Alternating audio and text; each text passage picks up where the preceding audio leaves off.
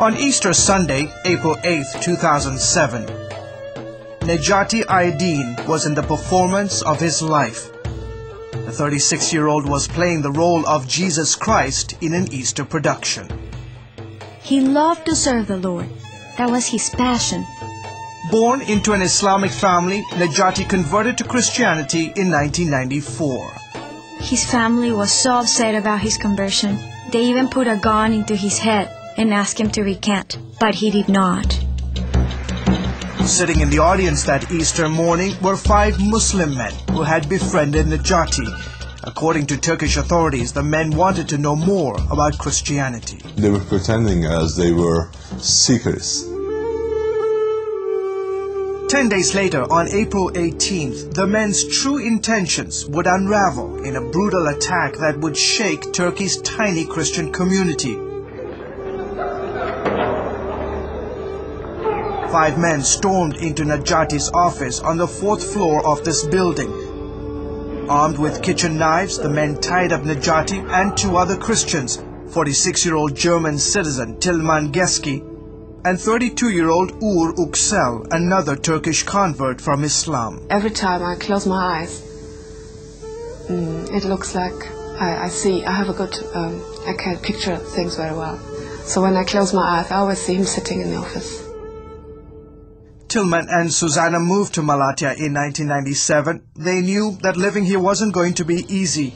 The city has deep Islamist and nationalistic roots. Anti-Christian sentiments run high here. This was a tense place. Yes, we know this. Uğur Yüksel experienced the tension in 2005 when protesters stood outside the same building, accusing him and other believers of using a publishing company to distribute Bibles. The Bible tells us that when we accept Jesus into our lives, we must be willing to count the cost. What happened next behind this door is still under investigation, but authorities tell us that for 2 hours the men were repeatedly tortured. He had lots and lots of bruises.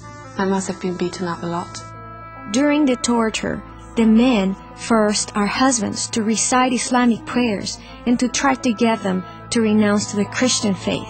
Police were dispatched to the scene after getting calls from a nearby office about suspicious activity. Sources are telling CBN News that as soon as the suspects heard the police coming, they decided to end the lives of the 3 Christians. What did they do to these 3 men? They cut their throat. When the police burst through the door, they found the 3 with their hands and legs tied to chairs. Tilman and Necati were dead, their throats slit open. In this video obtained by CBN News, the police can be seen arresting some of the suspects inside the office. The alleged ringleader tried to escape by jumping from the 4th floor balcony.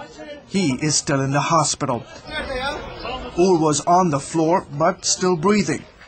He was rushed to the hospital but died several hours later. The suspects reportedly told investigators that they killed the men in defense of Islam. All 5 were carrying a letter that read, "This should serve as a lesson to the enemies of our religion. We did it for our country." Do you consider your husband today a martyr for Christ? Yes, I do. I think he died on the sake of Christ. And I can tell this to my kids, and they know that their father died for Jesus. I miss him a lot, but I know that my father is up in heaven, having fun with Tilman and Uğur. The attack was the 3rd against Christians in Turkey. A Catholic priest and a prominent Armenian journalist were killed in the last 12 months. Christians make up less than 1% of Turkey's 70 million people. The rest are Muslims. Evangelicals are even a smaller minority, numbering less than 3,500. Most of them are converts from Islam. The situation for Christians has gotten particularly worse in the last couple of years, especially after repeated negative stories about them in the national media. Take, for example, this particular publication. It says, 10,000 have become Christians. Turkey gripped in fear. Mustafa Akyol, a prominent Turkish journalist, believes that such false claims only fuel the anti-Christian sentiment. The media, unfortunately, has repeatedly depicted missionaries as the 5th column of Western imperialism. and this Western imperialism supposedly tries to carve up Turkey into pieces. And it's not just the media. Turkey's National Security Council has listed missionaries and several evangelical groups as threats to the country. They have set us up as a target for someone or whoever wants to make himself a hero. And the government, the media is saying that these people are poisoning the minds of individuals and children and youth. And so anybody, any youth will get up and say, hey, if I kill one of these, then I'll look good. Turkey is a secular country. Freedom of religion is guaranteed under the constitution. But some fear the country is edging towards a religious state ruled by radical Islamists. A few days after their deaths, Susanna and Shemsa publicly forgave their husbands' killers, an act that stunned the community and drew national attention. We forgive them because Jesus forgave us. And he said we should love our enemies. Susanna says her husband found comfort in the words of the prophet Isaiah. His last journal entry quoted Isaiah 61 verses 1 through 3, words that today bring comfort and hope to the family he left behind, and a resolve to stay and finish the work. The Spirit of the Sovereign Lord is on me, because the Lord has anointed me to preach good news to the poor. He has sent me to bind up the broken hearts, to proclaim freedom for the captives.